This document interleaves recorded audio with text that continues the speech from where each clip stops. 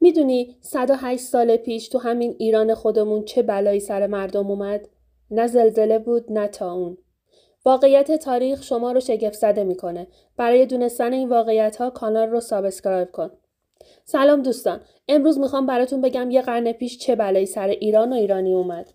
پیشاپیش عذر میخوام اگه این روایت دلت رو به درد میاره، اما باید گفته بشه چون بخشی از تاریخ ماست. 108 سال پیش یعنی زمان پدربزرگامون، اروپایی‌ها با هم وارد جنگی شدن که اسمش شد جنگ جهانی اول. جنگی بین خودشون، ولی قربانی اصلی ایران بود. ما نه شروع کننده بودیم و نه یکی از طرفای جنگ. اما دست آخر خاک ایران شد صحنه یکی از تلخ‌ترین فاجعه‌های تاریخ. قحطی بزرگ ایران. مردم از گرسنگی می‌مردن. جنازه ها توی کوچه ها و خیابون ها تلمبار می‌شد. بعضیا که می‌دونستن تا چند ساعت دیگه می‌میرن، خودشونو به قبرستون می‌رسوندن تا حداقل دفن بشن. دکتر محمد قلی مجد در کتاب قحطی بزرگ نوشته تلفات این قحطی از هر جنگی در تاریخ ایران بیشتر بود.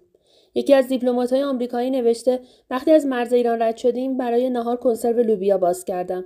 یه قاشق ازش خوردم و بقیه رو ریختم دور، اما هنوز قوطی رو روی زمین نذاشته بودم که 10 زن و مرد گرسنه برای همین قاشق لوبیا با هم درگیر شدن.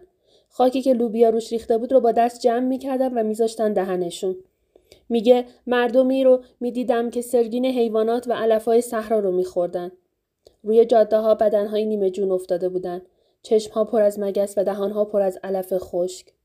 سفیر آمریکا می‌نویسه تو کرمانشاه مردم خاک سفید رو با آرد قاطی می‌کردن تا حجمش بیشتر بشه. خبرنگار روزنامه رد میگه تو تهران مردم خون گوسفند رو از قصابی‌ها می‌گرفتن برای خوردن. روزانه صدها نفر توی کوچه‌ها تلف می‌شدن. روزنامه ستاره ایران می‌نویسه زن‌ها با بچه‌هاشون جلوی نونوایی‌ها گریه می‌کردن و شب کنار اجساد مردگان روی زمین سرد می‌خوابیدن. دیپلمات انگلیسی میگه یه تکه نون به پسرکی دادم. مردم طوری بهش حمله کردن که نزدیک بود زیر دست و پا بمیره. و بعضی گزارش‌ها میگن حتی عده‌ای به خوردن گوشت انسان روی آوردن. مادرها از ترس بچه‌هاشون رو تنها نمی‌ذاشتن. این روایت یکی از سیاه‌ترین روزهای تاریخ ایرانه. جایی که نه دشمن خارجی مستقیما حمله کرد و نه جنگی در خاک ما بود. اما میلیون‌ها نفر از گرسنگی مردن.